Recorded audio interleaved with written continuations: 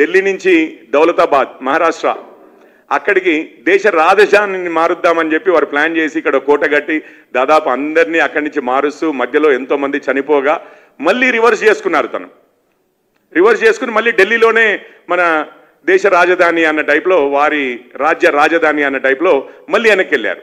ఒక నిర్ణయం తీసుకుంటారు, దానికి 4 రోజుల తర్వాత మళ్ళీ ఎగ్జాక్ట్లీ ఉల్టా పని చేస్తూ ఉంటారు. అందుకనే వారికి తుగ్లక్, పిచ్చి తుగ్లక్ అనే పేరు వచ్చింది. ఇప్పుడు కాంగ్రెస్ వైఖరి చూస్తుంటే కూడా మన రాష్ట్రంలో అంతకుముందు అన్నిటికీ సిబిఐడి ఎంక్వైరీలు కావాలనేవారు ఈరోజు అసలు కేసీఆర్ కేటీఆర్లు ఎందుకు అడగట్లేరో సిబిఐ ఎంక్వైరీలు అని చెప్పి ఆశ్చర్యం వ్యక్తం చేస్తున్నారు. ఎందుకనంటే వారు కంఫర్టబుల్, మీరు కంఫర్టబుల్. కాకపోతే రేవంత్ గారికి ఒక విన్నపం. మీరు చూడండి, అంతకుముందు మన దేశంలో ఎక్కడ ఫోన్ ట్యాపింగ్లు అయినా ఏ ఒక్క వ్యక్తి మీదనో లేకపోతే ప్రతిపక్షంలో ఉన్న నాయకుల మీదనో 2-3 మీద ఫోన్ ట్యాపింగ్లు అయినాయని అభియోగాలు రావడం జరిగింది. కానీ ఈ విషయంలో డైరెక్ట్గా ట్యాప్ చేసిన అధికారులే జడ్జిలని వదలలేదు, మేము అడ్వకేట్లని అంటే లాయర్లని వదలలేదు, పాత్రికేయులని వదలలేదు, ఇతర ప్రజా సంఘాల నాయకులని వదలలేదు, యువకులని వదలలేదు, సోషల్ మీడియాలో అధికారులకని కాదు, అధికారంలో ఉన్న బీఆర్ఎస్ పార్టీకి వ్యతిరేకంగా రాస్తున్న వారిని వదలలేదు. అంటే ఎవరిని వదలలేదు, ఇంక్లూడింగ్ రేవంత్ రెడ్డి గారి కుటుంబ సభ్యులతో సహా వదలకుండా ట్యాపింగ్ చేశామని చెప్పి వారు వాంగ్మూలాలు ఇస్తున్నారు. మీరు మా అందరి కోసం చేయకపోయినా ఇట్లాంటి పరిస్థితులు అసలు ఎక్కడ జరుగుతాయి అని అంటే ప్రజాస్వామ్యాల్లో ఎక్కడ జరగవండి. మీరు ఈరోజు నార్త్ కొరియా ఉంది, లేదా అంతకుముందు సద్దాం హుస్సేన్ లాంటి నియంతలు ఉండేవారు ఇరాక్లో.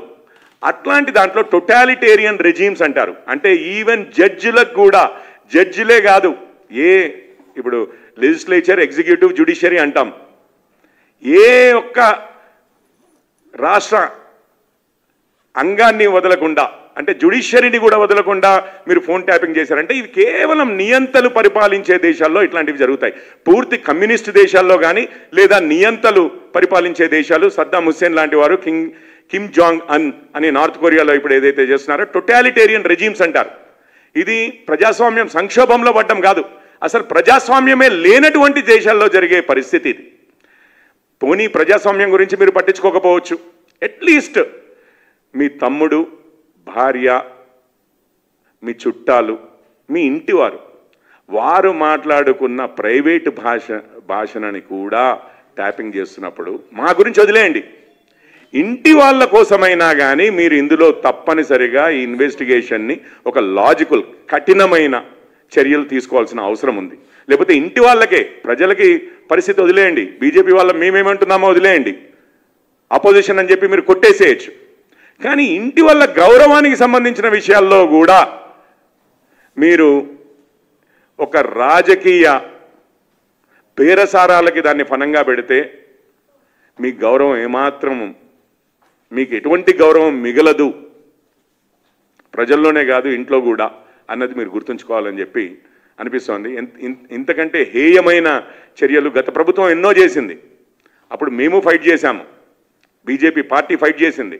కానీ ఇంతటి హేయమైన చర్యల్లో, వాళ్ళు చేసిన అన్ని చర్యల్లోకి అత్యంత హేయకరమైన చర్య ఏంటంటే రాజకీయ నాయకులే కాదు మొత్తం సమాజంలో, అది ఇంట్లో వాళ్ళని కూడా, స్త్రీలు పురుషులు అన్న భేదం లేకుండా ప్రతి ఒక్కళ్ళ ఫోన్లు ట్యాప్ చేశారు. అది మీ ఇంట్లో వాళ్ళవి కూడా ట్యాప్ చేశారు. చేయబట్టి ఈ ఒక్క విషయంలోనైనా మీరు రాజకీయ బేరసారాలకు దిగకుండా మీరు సిగ్నల్స్ పంపిస్తున్నట్టుగా అనిపిస్తోంది. వాళ్ళు ఎందుకు అడగట్లేరు సిబిఐ ఎంక్వైరీ అంటే, మీరు దారిలోకి రాకపోతే నేను సిబిఐ ఎంక్వైరీ చేస్తాను అని ఏమైనా సిగ్నల్స్ పంపిస్తున్నారేమో బీఆర్ఎస్ నాయకులకి అన్నట్లుగా ప్రజలు అనుకుంటున్నారు. ఇక్కడ ఏదో మతలబు ఉంది, ఇక్కడ ఏవో బేరసారాలు జరుగుతున్నాయి అన్నట్లుగా ప్రజలు దాన్ని అర్థం చేసుకుంటున్నారు.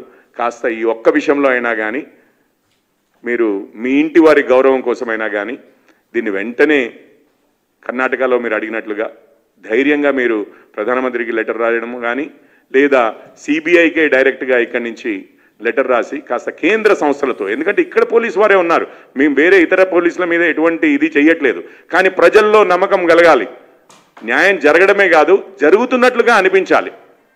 Justice shall not only be done but it shall be seen as being done అంటారు. న్యాయం చేయడం కాదు, చేస్తున్నట్లుగా ప్రజలకు అనిపించాలి.